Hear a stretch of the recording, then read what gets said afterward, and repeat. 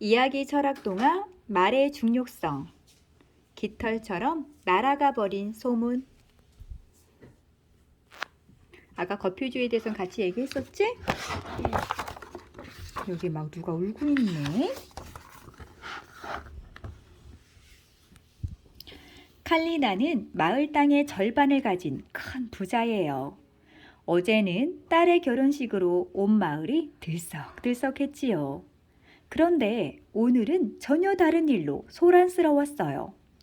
칼리나가 아끼는 금 회중시계가 보이지 않았거든요. 온 집안을 샅샅이 뒤졌지만 찾지 못했지요. 이 소식을 들은 마을 사람들은 혀를 끌끌 찼어요.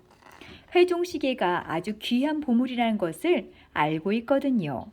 한 안악이 칼리나네 하녀를 불러 세웠어요. 회중시계는 찾았어? 하녀는 속삭이듯 대답했어요. 아니요. 그런데 좀 짚히는 데가 있어요. 뭐가 짚히냐? 뭐가 짚혔을까? 그래? 안악은 눈을 동그랗게 뜨며 물었어요. 사실은 어제 다들 떠들썩하게 잔치를 즐길 때 아랫동네에 사는 야책이 슬쩍 나가더라고요. 아무래도 뭔가 숨기고 나가는 것 같았어요. 하녀가 말했어요. 정말? 하긴 야책이 늘 옷을 꽁꽁 여미고 다니는 게 좀 수상하긴 해. 꽁꽁 안 하고. 여미고 다녀? 이렇게 꽁꽁 싸고 다녔다고. 안 열어놓고. 안악은 고개를 끄덕였어요. 안악은 곧바로 남편에게 달려갔어요. 여보! 글쎄 그 회중시계 말이에요. 야책이 훔쳤다네요. 남편은 깜짝 놀랐어요. 뭐? 야책이? 야책이 어쩌다가 그런 짓을? 그럼 베지르가 아끼던 은하가 없어졌다던데 그것도 혹시? 소문은 꼬리에 꼬리를 물고 퍼졌어요. 마을 사람들은 자기 집 물건도 도둑맞지 않을까 걱정했지요. 여기저기서 갑자기 물건이나 돈이 없어졌다는 사람들이 생겼어요. 그리고 모두 같은 말을 하는 거예요. 우리 집에도 야채기 왔었는데. 야채가 안 왔는데 왔다고 하는 거 아니야? 그러게 말이다. 사람들이 웅성거리며 마을 광장으로 모여들었어요. 마을에 도둑이 살고 있는 걸 두고 볼 수 없다며 모두 목소리를 높였지요. 도둑 야책을 잡자! 그래요! 당장 잡아서 라피에게 데려갑시다! 사람들은 야책의 집으로 우르르 몰려갔어요. 마침 야책은 가족과 함께 있었지요. 무슨 일입니까? 야책은 깜짝 놀랐어요. 야책의 집에 들이닥친 사람들은 다짜고짜 야책을 붙잡아 라페에게 끌고 갔어요. 어떡하지? 무슨 일이요? 라피가 차분하게 물었어요. 야책이 칼리나 씨의 회중시계를 훔쳤어요. 흥분한 사람들이 입을 모아 말했어요. 야책이 회중시계를 훔치는 것을 본 사람이 누구요? 라피의 물음에 사람들이 머뭇머뭇 대답했어요. 이 친구가 그랬어요. 제 아내가 그러던걸요.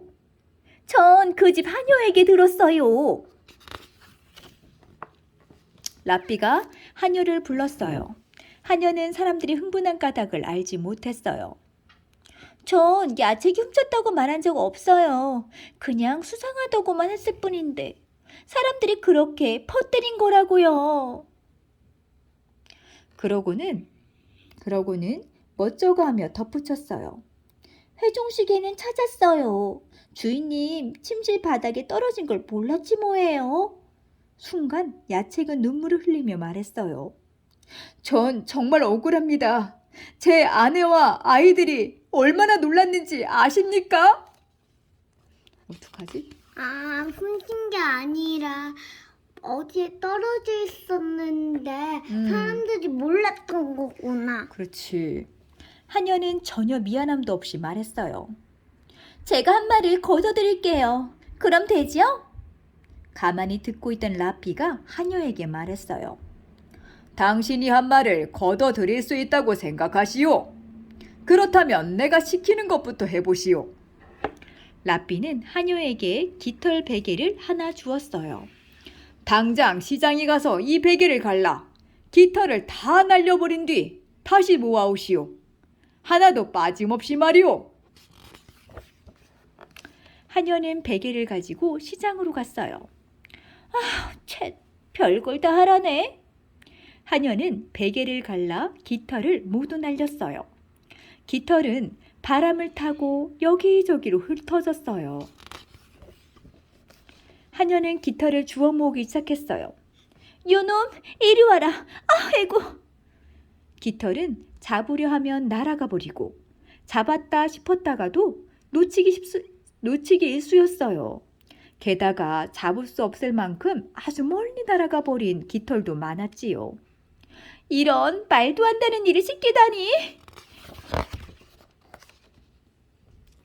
하녀는 달랑 깃털 몇 개만 움켜쥐고 라삐에게 터덜터덜 돌아왔어요. 깃털이 죄다 흩어져 버려 이것밖에 못 가져왔어요. 라삐는 고개만 끄덕일 뿐 아무 말도 하지 않았어요. 하녀는 그제야 라삐의 뜻을 짐작할 수 있었어요. 당신이 내뱉은 말은 흩어진 깃털과 같소. 당신이 아무렇지도 않게 퍼뜨린 말도 날아간 깃털처럼 도로 걷어들일 수 없는 것이요. 하녀는 고개 숙여 야책에게 사과했어요. 그 뒤로 마을 사람들은 함부로 남을 의심하는 말을 내뱉지 않았어요. 한번 내뱉은 말은 바람을 타고 나는 깃털 같아서 다시 주워 담을 수 없으니까요. 맞지? 이 책의 원작을 소개해 줄게요. 하시디즘에 대하여. 깃털처럼 날아가 버린 소문은 하시디즘의 가르침을 담은 이야기예요. 하시디즘은 약 300년 전 동유럽에서 일어난 유대교의 한 운동이랍니다. 하나님의 말씀인 성경을 따르면서 자기의 몸과 마음을 바르게 하자는 운동이었지요. 하시디즘에서는 신과 사람이 다르지 않으며 사람을 비롯한 모든 자연에 신성함이 깃들어 있다고 생각해요. 그래서 하시디즘을 따르는 사람들은 자기 자신의 깃들인 신성함을 찾기 위해 애쓰지요. 생활을 최대한 검소하고 소박하게 꾸미면서 곱고 바른 마음으로 삶을 이끌어가고자 한답니다. 하시디즘에서는 삶을 사랑하며 직접 경험하는 것을 중요하게 여겨요. 이런 삶의 경험은 어느 쪽에도 치우치지 않는 균형 감각을 일깨워주지요. 완벽한 균형을 이루었을 때 하나님의 은총이 내려온다고 믿었거든요. 한 할아버지가 춤을 추고 있었어요. 언제까지라도 춤을 출 것 같은 할아버지를 보고 아이가 물었지요. 할아버지, 왜 춤을 추세요? 얘야, 그건 말이다. 사람은 팽이와 같은 것이기 때문이란다. 존엄성과 존귀함과 평형을 잃지 않으려면 끊임없이 움직여야만 한단다. 이 점을 명심해라. 삶을 긍정하고 적극적으로 만들어가는 노력이 엿보이는 하시디즘의 한 이야기예요. 자, 생각을 더 해볼까? 이미 한 말을 주워 담을 수 있을까요? 우리는 매일매일 수많은 이야기를 주고받아요. 그런데 항상 서로를 칭찬하고 다른 사람들에 대해 좋은 이야기만 하고 있나요?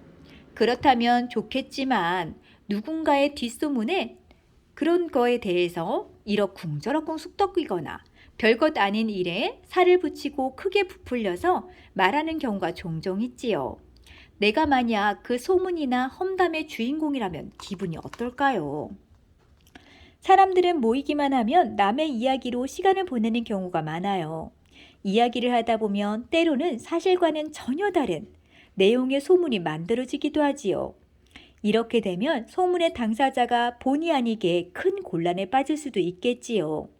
물론 그 당사자는 내가 될 수도 있어요. 한 번 내뱉은 말은 날아가 버린 깃털처럼 다시 잡을 수도 없고 쏟아진 물처럼 주워 담을 수도 없어요. 아무리 취소하고 싶어도 공중을 떠돌다 다시 내게로 돌아오지요. 그러니 말하기 전에 먼저 신중하게 생각하고 중요하고 진실한 말만 하도록 노력해야 해요. 알겠죠? 끝.